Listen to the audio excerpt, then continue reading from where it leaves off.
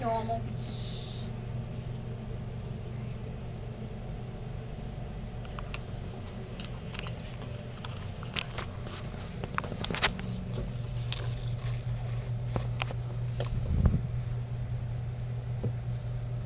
Okay, today I do my demonstrative speech for my public speaking class at Craven Community College. I'm going to tell you different ways that you can protect yourself from being attacked or defend yourself if you are attacked.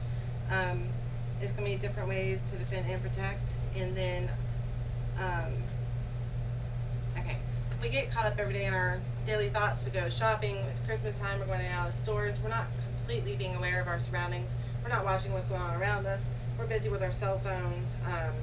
I'm sure you guys have seen on the news where they show people falling into fountains because they're walking and texting at the same time. They're not being aware of where they're going because they're so involved into their electronic devices.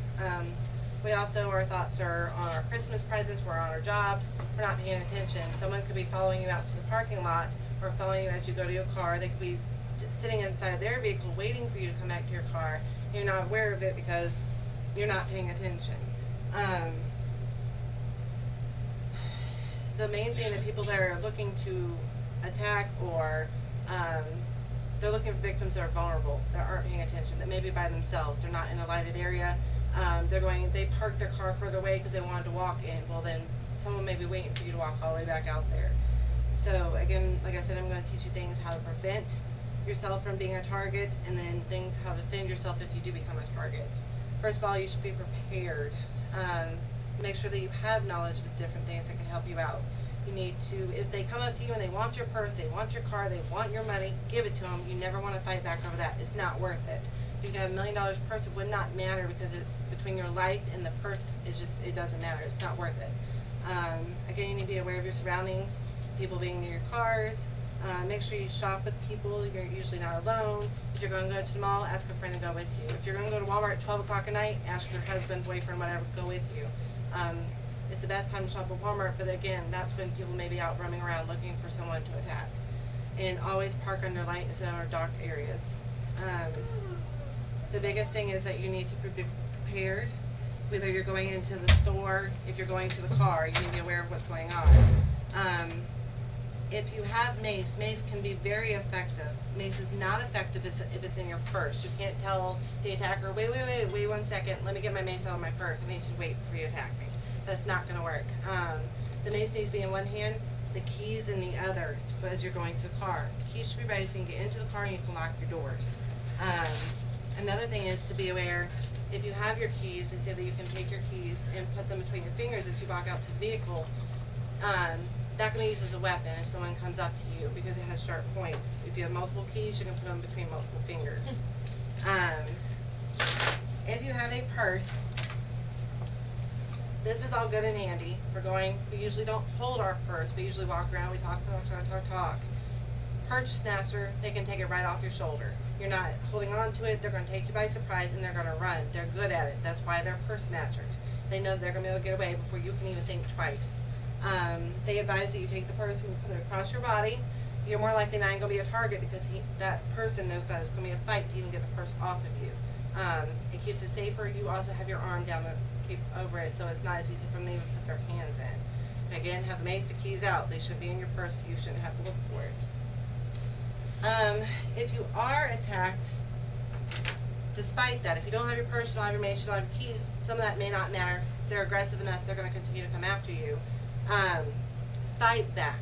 You don't stand there, you don't let them just attack you, and you don't do anything. And they say sometimes you're supposed to lay calm, you shouldn't. You fight, you scream. They actually say that you should yell, back off, yell strong. You don't want a weak voice, oh, please don't.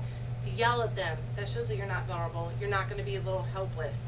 It shows that you have fight in them, and they may back off just from you using a loud voice. And my visual is the best spots to strike to defend against an attacker. They say that between the eyes, the nose, you even have the throat area, the groin and the knees are the prime areas that you should hit because it's weak areas that if they're struck, it can at least stun them long enough that you may be able to run away.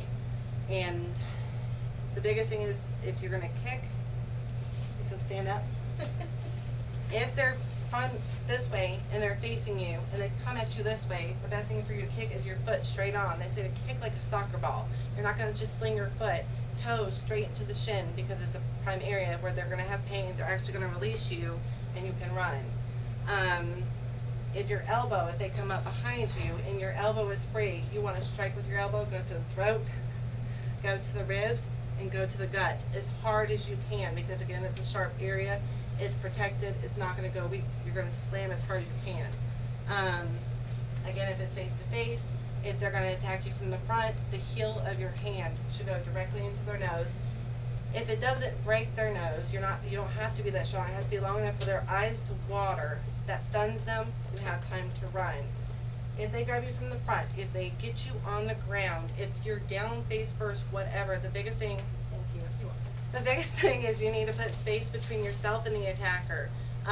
Arms, push, kick, push with your feet, put your feet up against the attacker, shove as hard as you can. The more space you can put between yourself and the attacker, the better off you are. Um, if the person does let go of you, you need to run.